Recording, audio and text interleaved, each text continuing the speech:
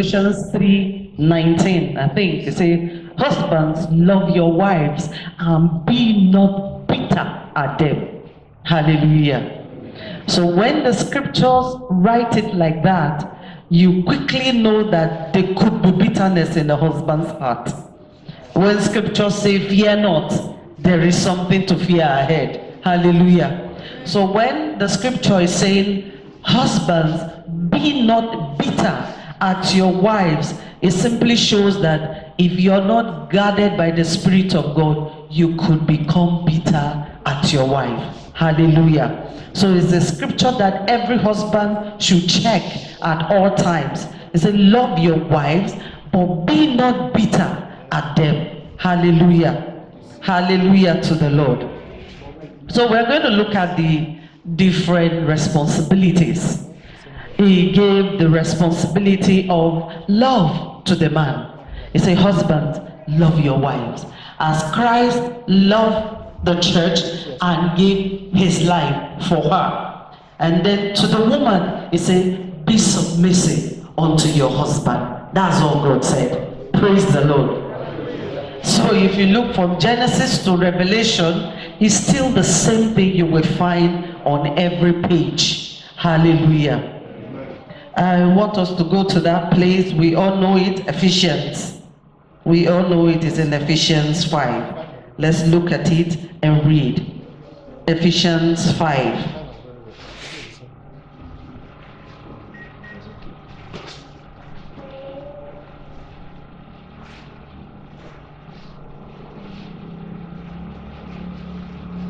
Ephesians 5. I would like us to start reading from verse 17. And I want us to read it together. Ephesians 5 verse 17. If you're there, say I'm there. If you're not there, say wait for me. Okay, I'm hearing more of wait for me. Hallelujah. Please let's get there so that we read it together. Ephesians 5 from verse 17. Let's read together. Wherefore, be ye not unwise, but understanding what the will of the Lord is.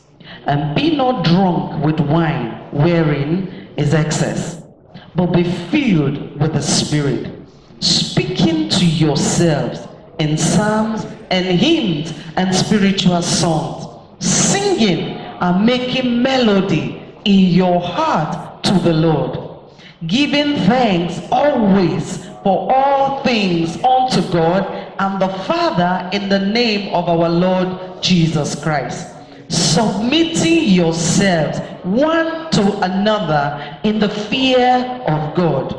Wives, submit yourselves unto your own husbands as unto the Lord. For the husband is the head of the wife, even as Christ is the head of the church, and he is the Savior of the body. Therefore, as the church is subject unto Christ, so let the wives be to their own husbands in everything. Husbands, love your wives, even as Christ also loved the church and gave himself for it, that he might sanctify and cleanse it with the washing of water by the word, that he might present it to himself a glorious church, not having spot or wrinkle or any such thing, but that it should be holy and without blemish. So ought men to love their wives as their own bodies. He that loveth his wife loveth himself. For no man ever yet hated his own flesh, but nourisheth and cherisheth it, even as the Lord the church. For as we are members of his body, of his flesh, and of his bones. For this cause shall a man leave his father and mother, and shall be joined unto his wife, and the two shall be one flesh. This is a great mystery, but I speak concerning Christ and the church. Nevertheless, let every one of you in particular so love his wife even as himself, and the wife see that she reverence her husband. Hallelujah. Amen. Father, we give you glory for this word. We thank you because you will grant us understanding. Holy Spirit, we trust you that you will lead us into all truth concerning scriptures. Thank you, Father, for in Christ's name we pray. Amen. Amen. Now the responsibility of the husband is just one: love your wife. And that of the wife is one: be submissive to your husband. Hallelujah. If we keep to our responsibilities, it will be well with us. But most of the times, we don't like the responsibility. We want the marriage to work by itself. It cannot work by itself. And you cannot wish for a good marriage and have it. You work at it. And you work at it on a daily basis. Hallelujah. On a daily basis, you work at it. You can't sit and cross your hand or cross your leg and say, the marriage will work out. It will never work out like that. All of us have a role to play in it. Hallelujah to the Lord. So we will start with the responsibility of the husband because he's the head of the family. The head, if he leads well, if he keeps his own responsibility, then it's easy for the whole house to run smoothly. Hallelujah. So we will start with him. Now, starting with him, I want us to look at Genesis. So let's look at just one scripture in Genesis. Genesis 24 and verse 67. Genesis 24 verse 67. I want us to quickly look at that scripture. Are we there? Genesis 24 and verse 67. Let us read it together. You read your own version. Read your version. King James, if you have, and any other word. Let's read it. And Isaac brought her into his mother Sarah's tent and took Rebekah, and she became his wife. And he loved her, and Isaac was comforted after his mother's death. Praise the Lord. I will read it in Bible basic English. It says, and Isaac took Rebekah into his tent, and she became his wife, and in his love for her, Isaac was comforted. Praise the Lord. We see the scripture, the Bible was careful to start with Isaac's part because he was the head, and then it went smoothly. It says Isaac loved Rebekah. Basic English say in his love for Rebekah he was comforted. So if you love your wife, you are comforted. If you don't love your wife, you have discomfort. Hallelujah. It's basic. You make the choice. You determine what happens in your home as a husband. You take the first responsibility by that love. He loved his wife and found comfort. If you wait for your wife to do her part first, then you are exchanging your leadership position with her and expecting her to take the lead. Praise the Lord. You know, that is why sometimes in provision, when you let a wife be the provider and she's not circumcised, she starts treating you like houseboy. Hallelujah. Or starts treating you like you are the wife. Do we understand? So when you take the lead in the responsibility God has given you, your wife will follow naturally. Now I want us to look at what is love in 1 Corinthians 13. 1 Corinthians 13.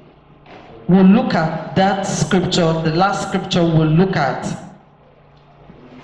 and then we will discuss. Hallelujah. Now, 1 Corinthians 13, verse 4 to 8 talks about love. Now, many times we think of love as a feeling. The feeling you feel. Praise the Lord. Love is not feeling. Love is a decision. If a man decides this is the woman I'm getting married to, he has indirectly decided that this is what he will do in 1 Corinthians 13 from verse 4. Hallelujah. It's a decision you take. Love is not a feeling, it's a decision. Hallelujah. If you depend on feeling, it will go, it will finish. That's why sometimes people marry after 15 years. They are like, I don't feel love for you again. Hello, love is not feeling. Praise the Lord. According to the word of God, feeling has nothing to do with love. Whether you like it or not, you will love. Hello. Christ loved us. God so loved the world, he gave his only begotten son. Do you think it was sweet for God? It wasn't sweet for God, but he had to show love. Praise the Lord. If it were depending on how God felt, he won't send the Lord here. Hallelujah. So love, as we think, is not a feeling. Now look at 1 Corinthians 13 from verse 4. Look at from verse 4. Hallelujah. Now I want you to read it from your own Bible, so that you don't say I put it there. Read it from your own Bible. Now we know charity is love, isn't it? Okay, so let's read it. Most of us have King James. Let's read it. Charity suffereth long and is kind. Charity envieth not. Charity vaunteth not itself, is not puffed up, does not behave itself unseemingly, seeketh not her own, is not easily provoked, thinketh no evil, rejoiceth not in iniquity, but rejoiceth in the truth, beareth all things. Are you looking at your Bible? Believeth all things, hopeth all things, endureth all things. Charity never faileth. But whether there be prophecies, they shall fail. Whether there be tongues, they shall cease. Whether there be knowledge, it shall vanish. Hallelujah. But love, they say it does what? It never fails. Hallelujah. Love is never lost. It's not key. You can lose your key, but you can't lose love. It's not key. Hallelujah.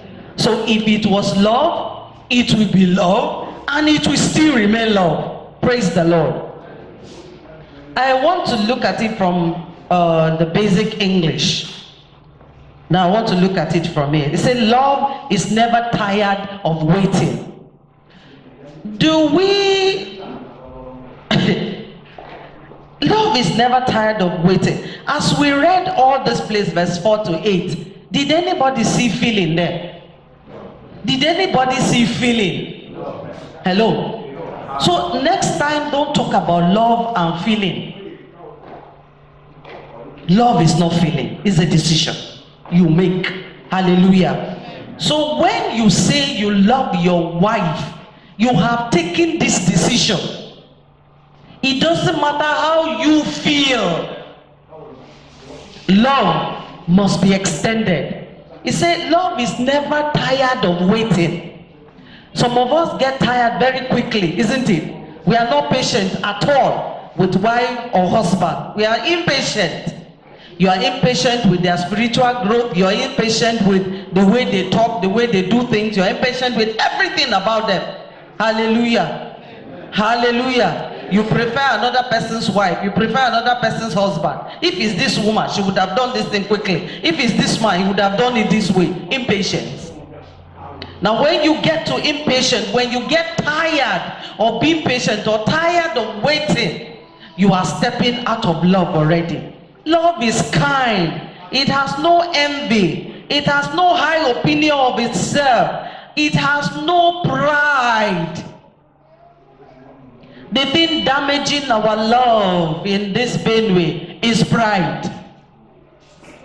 That's what is damaging, injuring our marriages here. Pride. Me like this. How can this woman talk to me like that? Hello? In the first place, when a thief man marries a wife, he says, Uyima wanuvia. Is that not it? If you say Uyima wanuvia and she's your wife, how do you expect her to feel in your house? Uyima wanayima, right? Hello? You know, those are the words that injure the woman's heart. And it's difficult for her to see or feel love where you are. Hello? Husbands, are we listening? Remember that it's husbands I'm addressing particularly now, because that's the responsibility of love, isn't it? Praise the Lord. Now, I want us to do one small analogy. If you're not thief, I'm sorry, but I'll get back to explain. Hallelujah.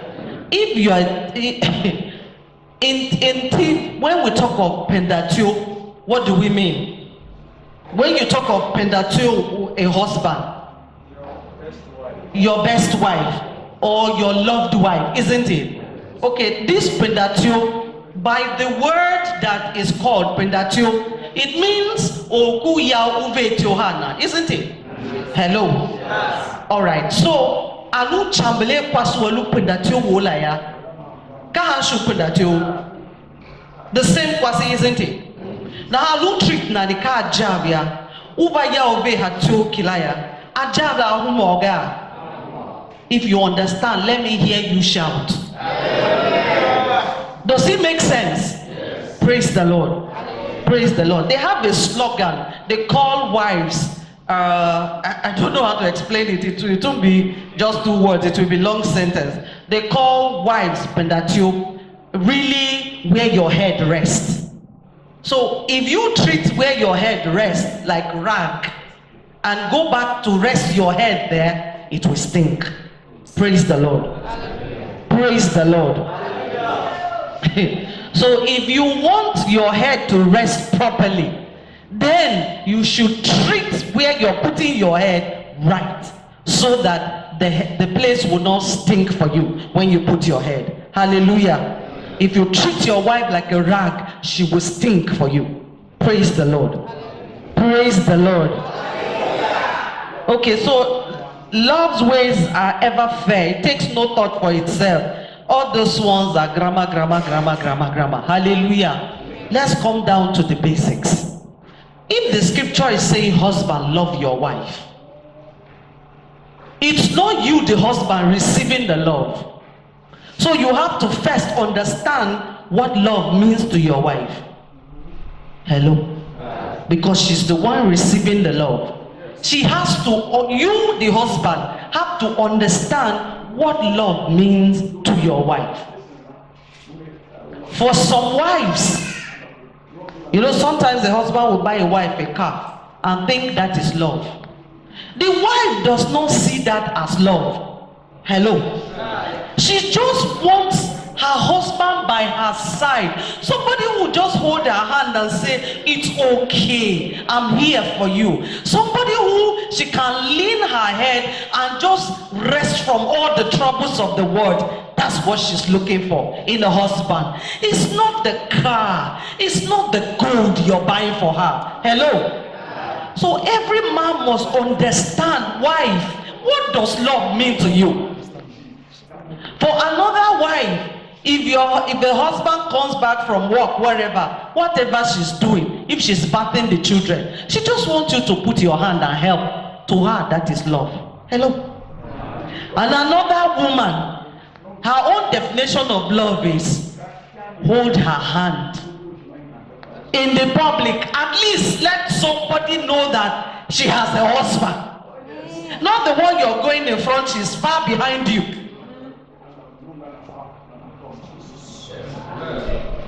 She wants to be identified with a man. They know she's married. But when they get to church, She does not like that. She wants it very clear that this one is my own husband. Hello. Sisters, am I talking? Praise the Lord. Praise the Lord. Since she's the one receiving the love, husband, be humble and ask your wife, how do you want me to love you? Is that so difficult? Is that so difficult? I see your husband asking his wife already. Praise the Lord. I mean, that's just the Spirit of God. You want to get it right. You want a change. Remember we sang, do something new in my home. Hallelujah. If there's laughter in your home, is that bad? Is it bad? Hallelujah. Amen. If you're here with your wife, please don't smile like that. Let me see. Flash that smile. Flash this. I didn't say look at me, madam. Look at your own husband. And flash this. Look at your husband. Look at him. Hallelujah. Hallelujah. Look at him and smile. Look at him and smile. Don't look at me. I don't need your smile. I have my husband's smile already. Hallelujah. Look at him and smile. Hallelujah to the Lord. It's good to share laughter, isn't it? It's good to say something together and laugh instead of allowing tension. They are just, a mindset of anger, mindset of frustration, bitterness. Hello. It's unfair if all you give your wife is anger. If all you give your wife is bitterness. Hello. Whatever happens to you from outside, you bring it and heap on her head. And she becomes the trouble of your life. Hello. Is it no scripture that say, God will trouble those who trouble you? Hello. If you trouble your wife, God will trouble you. Praise the Lord. Hallelujah. If you trouble your wife, you won't have peace. You won't have joy. If she can't smile, you can't smile. Is that not true? Hello. If you come and she bone for you. Praise the Lord. Hallelujah. So we are still looking at the husband's responsibility, love. And this love, do we now understand how we get our wives to tell us okay, what love means to them? Please do it. Our wives, forget your bitterness, forget your anger. When they ask you, tell them genuinely. Hallelujah. Hallelujah to the Lord. Now, I want us to break the love in twofold, in communication and in provision. Praise the Lord. We'll start with communication. You know, many of us talk to our wives as if we are casting out demons. Hello. The voice, the authoritative voice you use to cast out demons is the same voice you use in speaking with them. Hallelujah. They are not demons. This one is your wife. It's one with you. So the voice for her should be different from the demon casting voice. Do we get it? Yes. Praise the Lord. You're talking to your wife, it's as if you're talking to 50 people. She's the only one near you. Just talk to her quietly, gently. Praise the Lord. Praise the Lord. If she make mistake, please correct in love. Don't be so harsh. Don't intimidate. If you're a man, when you're coming back to your home, your children are running under the table, everybody's dodging. They don't love you. They are afraid of you. Praise the Lord. They are afraid of you. And it's a terrible thing if your wife and children are afraid of you. You are not a father, you are not a husband at all if they are afraid of you. Hallelujah. Hallelujah. You should just give everybody joy when they hear the sound of your bike or your motorcycle or the sound of your car. Everybody should be excited. That is hope, that is hope. Everybody should be excited. Hallelujah. But when you make everybody start running to hide, it simply shows they don't love you. They only fear you. Hallelujah. It's better to be loved than to be feared. Hallelujah. So when you're communicating with your wife, many of us are impatient. That's why I wrote that, never tired of waiting. That's why I talked about that, never tired of waiting. Love is patient. Isn't it? Now, when you want to communicate with a wife, you have to be patient. If you're not patient, you cannot hear her speak. If you're not patient, she will never say what is eating her up. Hello? So when the face is tight, and you ask her, are you okay? And she said yes. And you see the face, you hear the voice, it's not okay. Hello? Don't just give up that. Okay, I ask her, she says she's okay. That's not love. Love will want to know what is happening on the inside of you. The Bible says, as a man thinketh, so is he. So if you won't find out what is going on the inside of her, you will pay for it. Hello? Because when she boils over, she will burst and it's on your head. Praise the Lord. Praise the Lord. That's why you see some wives give you cold treatment. They don't talk to you for 1 week. Hello? Even though you're born again, she's born again, she will not talk to you for 1 week. You are keeping malice. If rapture occurs, none of you will go. Praise the Lord. We joke with these things. We joke with it. But if rapture occurs while you're keeping malice, you're not going anywhere. Praise the Lord. Maybe the gates of heaven will just be closed in your front. And you'll just be like, Praise the Lord. So let our spouse be people who lead us to heaven and not those who lead us to hell. Praise the Lord. So when you see your wife's face downcast, hallelujah, hallelujah, you ask her, she says she's okay. But you know that she's not okay. What you do is bring her, put her on your thigh. Praise the Lord. Is she not your wife? Put her on your thigh. Hello. Force a smile. Smile at her and ask her, what is wrong? Hello. She will tell you. But if you use your intimidating voice, she will not tell you anything. Hallelujah. Oh, I can see a wife happy, smiling at me. Thank God. Praise the Lord. So, when she makes mistake, like maybe her soup is over-salted. She puts more salt in the soup than she should. She already knows that the soup is salty. Okay? She already knows and she's already afraid. So an unwise husband, when you taste the food, say, it's so salty. She will coil back and shrink into herself because you are not wise. She has put maybe 3-4 hours to cook that meal and she already knows it's not good. Hallelujah. So when you burst out like that, she coils back and she might probably not even want to come to where you are till the next day. Praise the Lord. Praise the Lord. You have unknowingly wounded her spirit for that day. Praise the Lord. Praise the Lord. But a wise husband that loves his wife will eat the one he can eat. Hallelujah. And later call his wife, sit here. Where is she going to sit? Where will she sit? My dear, this soup, next time put salt a little less. Hello. That woman will never oversalt your soup in her life again. Praise the Lord. Why? Love talked to her.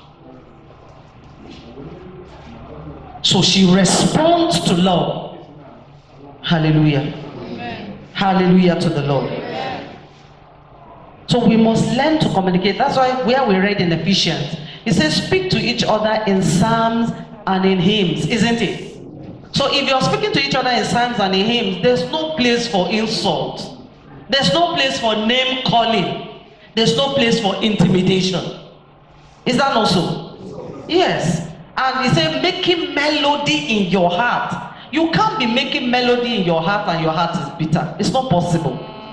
Is it? It's not possible. So the word of God expects us to be making melody in our heart unto the Lord. The melody is not just you alone. He said you and your wife, you are one, isn't it? So when you're making the melody is coming as one person unto God. Praise the Lord. Praise the Lord. Don't let the Lord arise on behalf of your wife against you. Praise the Lord. Do your responsibility and the Lord will do his own part. Praise the Lord. Now in the area of provision, he said you are worse than an infidel if you do not provide for your family. Hallelujah. Some of us are outrightly lazy. We are like the plateau people. The men go to drink burukutu very early and the women go to work. Hello. Hello. Most times, even here in Tivland, the women go to farm. The men, only God knows what they are doing at home. Hello. Hello. It becomes your own responsibility. But it's the responsibility of the man to make sure that his family is provided for. Very, very serious responsibility. And this is out of love. You should love, give with excitement to your family. Let it not be something they are reminding you. Give with excitement. If you don't have, let them know that you don't have. But when you have, don't make them ask you. Give them without asking. Praise the Lord. Praise the Lord. Now what you don't want another person to do to you, don't do it to them. So what you won't want your wife to do to you, don't do it to her. Make sure you provide for the family. Praise the Lord. Praise the Lord. There was a man, he agreed with a pastor, he agreed with his wife, they won't spend money on personal issues, that they will spend money only on the ministry things. Hallelujah. Her phone dropped in water. I think for 6 months she didn't have a phone. But because they agreed that they won't buy anything personal, she couldn't buy a phone. And one day, a young lady came to greet her. Mommy, thank you for the phone you and daddy bought for me. She said, me and daddy bought phone for you. Hallelujah. You know what that created in her? Bitterness. She's not had phone for 6 months. The husband didn't think she should have a phone, but he could buy a phone for a girl in church. I ask you, minister of God, if your wife buys a phone for a man in church and he comes to thank you, how will you feel? How will you feel? Very bitter. Okay, then don't do unto another person what you don't want them to do to you. Praise the Lord. Praise the Lord. That kind of bitterness that you create in somebody's heart, in a wife's heart, it will take God to erase it. Hallelujah. Hallelujah. You know, sometimes we do it without knowing the result, the repercussion in the wife's heart. She might not say anything, but she's saying plenty in her action or her reaction to you. Praise the Lord. She won't say a word, but in her reaction to you, you will know she's saying plenty. Praise the Lord. Praise the Lord. Now husbands, please check. Anytime your wife cannot look you in the face, there is something wrong. Have I given you a key? Anytime she cannot look you in the face, there is something wrong. There is an offense that she's not able to speak out. Hello. Maybe we should have a moment of truth in our families, where you tell me the truth, I tell you the truth as husband and wife, no offense taken at that time. We will promise that there will be no offense, but we will have moments of truth. You tell me what's really, really going on inside of you, I tell you what's going on inside of me, husband and wife. Praise the Lord. I think that will help. Hallelujah. That will help. But let's make sure that as God gives, we extend to our wives. We have this notion that your wife will understand, your wife will understand, your wife will understand. The understanding has limits. And when she gets to her own limit, you still don't know. You still think she will understand. She will understand. She will understand. Wives, am I talking? Praise the Lord. Every wife has a limit of understanding. Please don't let her exceed her own limit of understanding. Let's try and make these provisions for our families. They will be happy. They will be smiling. Some of us, the wives, have to talk and talk and talk before you bring anything out. Hello. Hello. The church can leave you one day. You will still be with that woman. She's the one that will be with you all the days of your life. Hallelujah. Hallelujah. Remember, if you treat her shabbily, you will get the stench. Praise the Lord. Praise the Lord. So we take on the responsibility of the women now. Hallelujah. I'm sure the brothers will start smiling now. The responsibility of the women. Now Ephesians 5 verse 33, that gave the summary. It said the wives should see to it, should make sure that they respect their husbands. Hallelujah. Respect is what a man eats. That's what he loves above every other thing. That his own wife can respect him. Praise the Lord. It simply means what he says to you is the law. His word is law to you. You have only one option to obey. Hallelujah.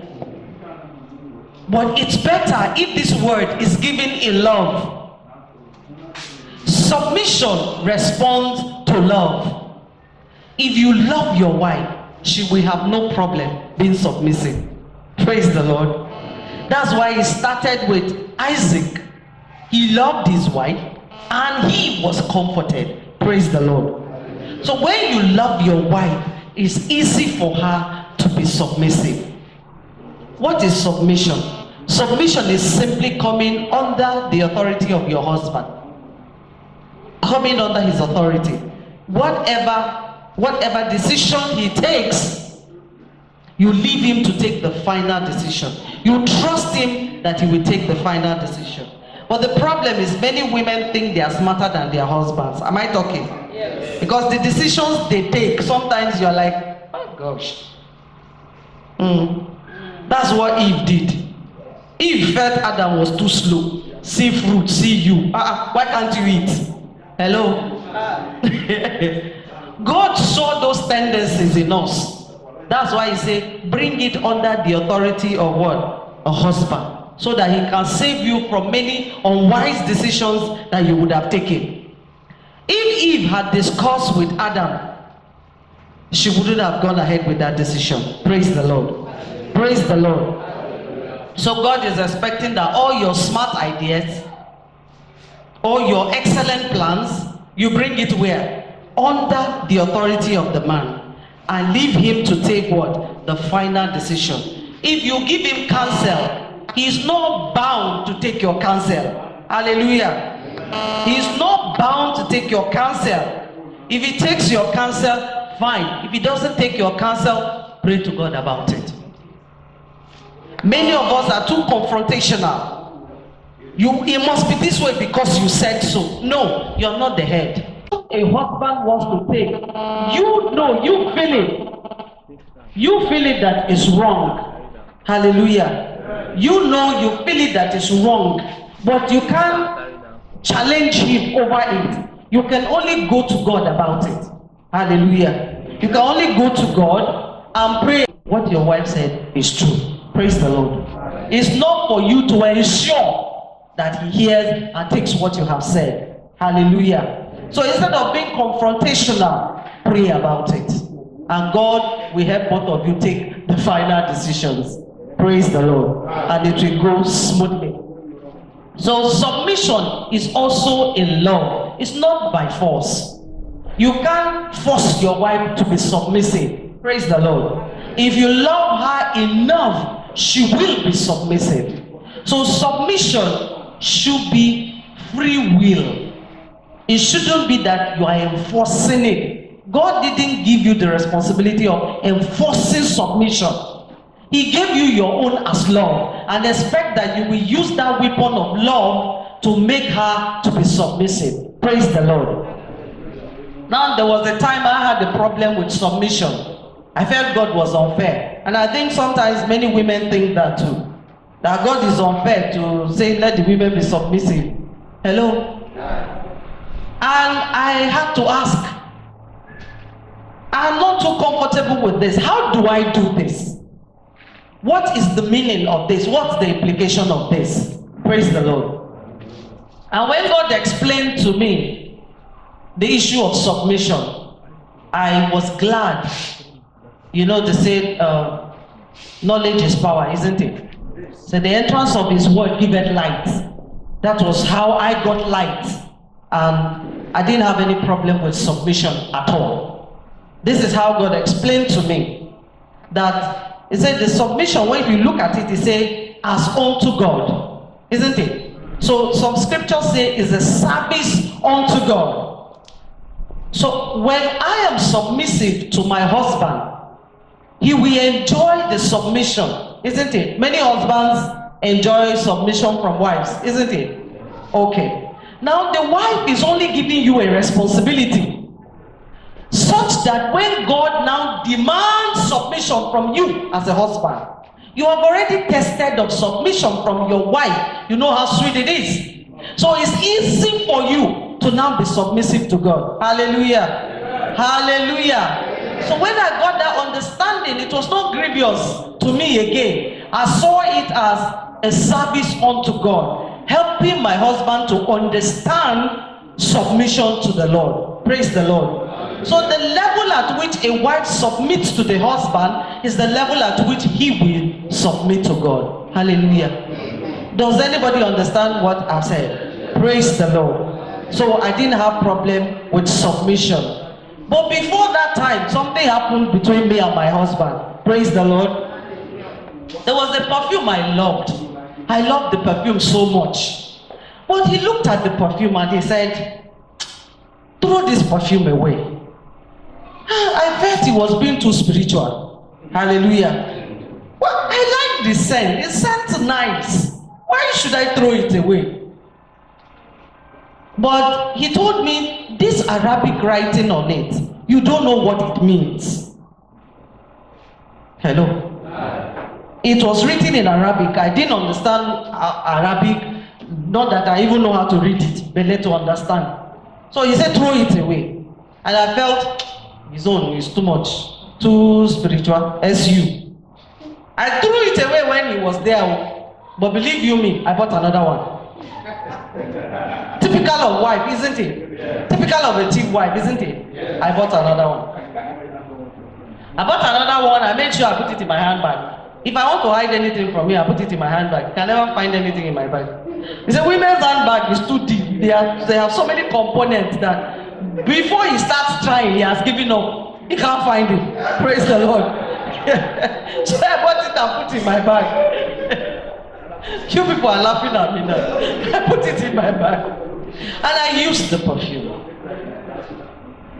You know what happened to me? When I slept, from the use of that perfume, I went blind. Went blind in my dream. And even in my blindness, I could see the Arabic writing. Praise the Lord. Do I need an angel to tell me, throw that perfume away and be submissive? Hallelujah. So if you will not be submissive willingly, you will be forced to. But the willingly is better than being forced into it. Praise the Lord. And from that day, when he's talking, I don't see that he's being too spiritual. Praise the Lord. Praise the Lord. I just try to understand what he's saying. If I don't understand, I ask him to explain again. And when he explains, I say, okay. And I let him have his way or take the final decision over anything. Praise the Lord. Praise the Lord. So if we learn to be submissive willingly, it pays us better than be forced into submission. There are many things your husband told you don't buy, you bought, you couldn't use. Hello? You bought the wrapper, gave a tailor, the tailor spoiled it. Me, I'm a witness, victim.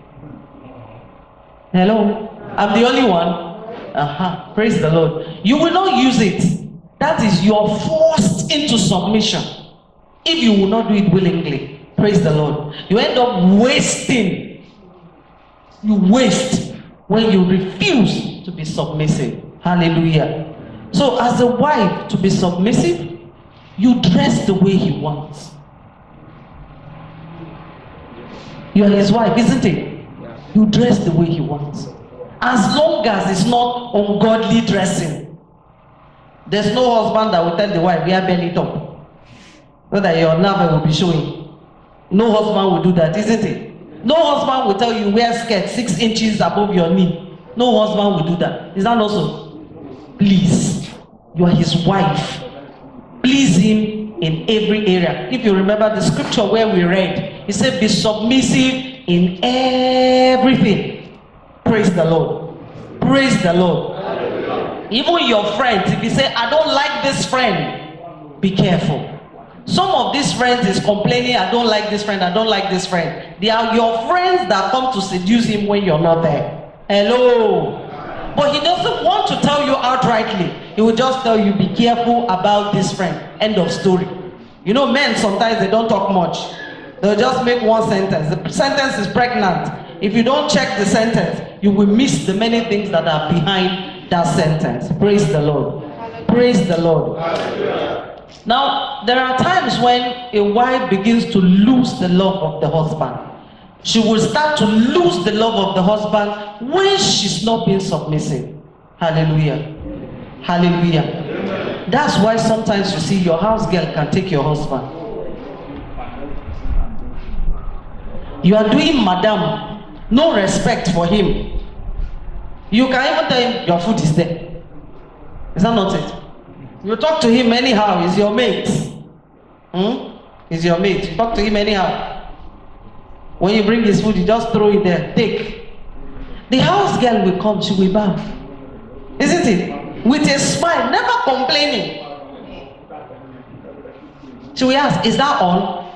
And you say, that's all, you can go now. Thank you, sir. And it's gone. Hello?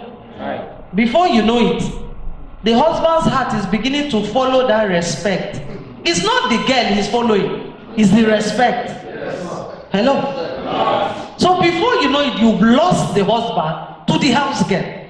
Then you start sending her packing. The issue is not the house girl, the issue is you. You are not obeying scriptures. I hope we all know that this marriage is God that instituted it, not human beings. So if he has set rules for marriage, we must follow it if we want peace in our homes. Hallelujah. Amen. God bless our homes. God renew our homes. And God allow laughter everywhere in our homes. Hallelujah. Amen. I think I will take a rest by now.